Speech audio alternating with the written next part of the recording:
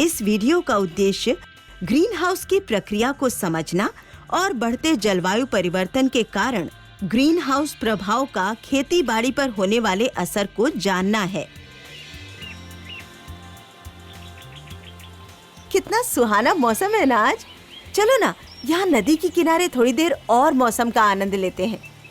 मौसम का मजा लेने लगेंगे तो घर पहुंचने में देर हो जाएगी, लेकिन आप कह रही हैं तो थोड़ी देर बैठ सकते हैं। बिल्कुल, हम लोग आजकल जलवायु पर बात कर रहे हैं। सोचो कि हम इस समय यदि जलवायु परिवर्तन से ना जूझ रहे होते तो ऐसा सुहावना मौसम हमेशा रहता। ये तो सच है, लेकिन जलवायु बदल क्यों रही है इस पर भी तो हम सबको मिलकर विचार करना चाहिए, क्योंकि इसकी वजह से किसानों को काफी नुकसान उठाना पड़ रहा है। मुझे जो पता है वो है बढ़ते ग्लोबल वार्मिंग और ग्रीन हाउस का प्रभाव। ये दो मुख्य कारण हैं जलवायु परिवर्तन के। और इसके जिम्मेदार भी तो हम लोग ही हैं। साथ ही जंगल के कटने और फैक्ट्री से होने वाले प्रदूषण भी तो हमारी जलवायु को खराब कर रहे हैं।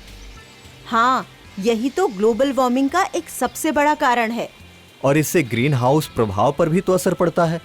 बिल्कुल, दरअसल ग्रीन हाउस प्रभाव एक प्राकृतिक प्रक्रिया है जो धरती के तापमान को नियंत्रित करने में मदद करती है।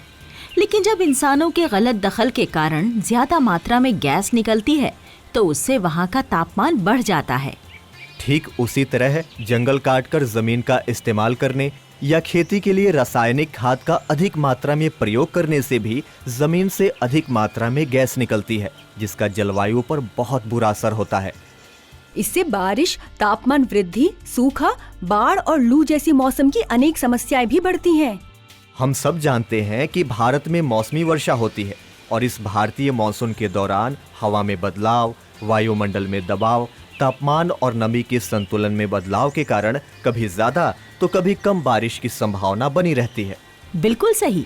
ज्यादा बारिश होने से जहाँ एक तरफ फसलें बर्बाद हो जाती हैं, वहीं दूसरी तरफ मिट्टी के कटाव से खेतों का भी नुकसान होता है, जिससे अगले फसल के उत्पादन पर बुरा असर पड़ता है।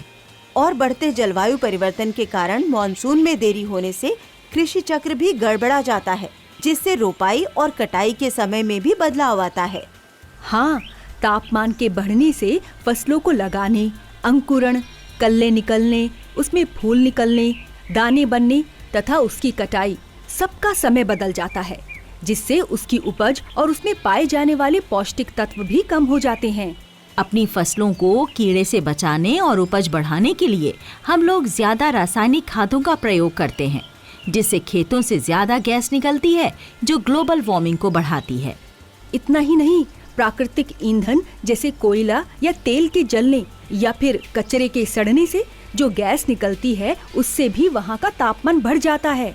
साथ ही ये समझने की भी जरूरत है कि महिला किसानों पर इसका ज्यादा असर देखने को मिलता है, क्योंकि जंगल कटने की वजह से महिलाओं को लकड़ियों के लिए जंगल में ज्यादा अंदर जाना पड़ता है और उन्हें पानी की भी समस्या का सामना करना पड़ता है, जिससे समय और मेहनत दोनों ज्यादा लगते हैं।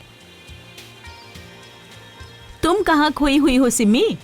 सुगंधा, कुछ तो बात है इस जलवायु परिवर्तन में। जब भी हम लोग इस पर बातचीत शुरू करते हैं, समय का पता ही नहीं चलता। सच में। चलो चलो, अब घर चलते हैं। आइए विचार करें कि महिला किसानों पर जलवायु परिवर्तन का क्या असर देखने को मिलता है और उन्हें किन किन दिक्कतों का सामना करना पड़ता है।